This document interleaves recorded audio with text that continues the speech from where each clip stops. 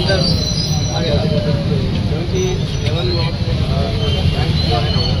वो 40% 74% తీసుకెళ్తే లాట్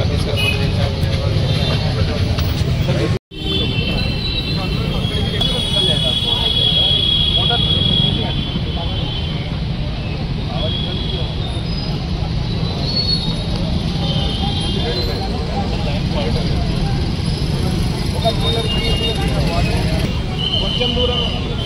ये वही ईटीपी का रास्ता है ना आगे आगे मतलब इधर भी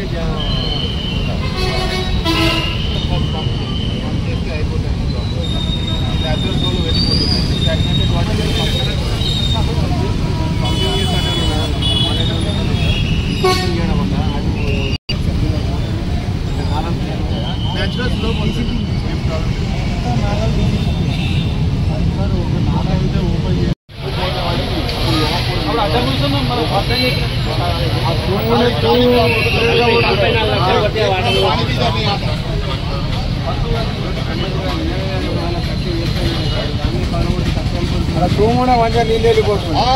प्रॉब्लम बढ़ गया सर और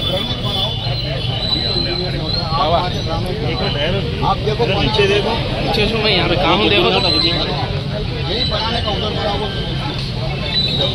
ये बनाने से महले में आ रहा सर पानी वार्ड में आ रहा इधर का वार्ड पूरा फुल होगा था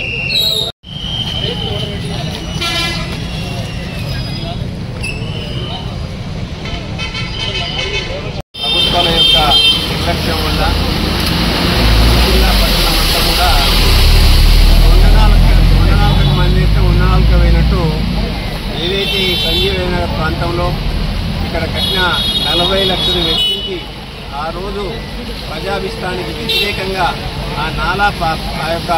నాలా పనిచేయదు పట్టండి ఆ కట్టపడి కూడా కేవలం తన డబ్బును దోచుకోవడమే ధ్యేయంగా అప్పటి కాంట్రాక్టర్ను పురమాయించి కేవలం 40 లక్షల రూపాయలు దోచుకున్నదే తప్ప దానివల్ల ఈ సంజీవైన ప్రాంతానికి ఎటువంటి ప్రయోజనం ఉండకూడదు లేదు. ఏది ఏమైనప్పటికీ కూడా వర్షాకాలం మొదలైంది కాబట్టి మళ్ళీ కూడా సిరిసిల్ల ప్రాంత ప్రజలు ఏదైతే సంజీవనగర్ కానీ శాంతినగర్ కానీ వాటన్నింటినీ కూడా వాళ్ళు బిక్కుబిక్కుమంటూ ఎదురు చూస్తుండ్రు. యథావిధిగా మళ్ళీ ఈ సంవత్సరం కూడా వరుణదేవుడు కరుణించడం వల్ల ఈరోజు మళ్ళీ సంజీవనగర్కు వరద వచ్చింది. తప్పకుండా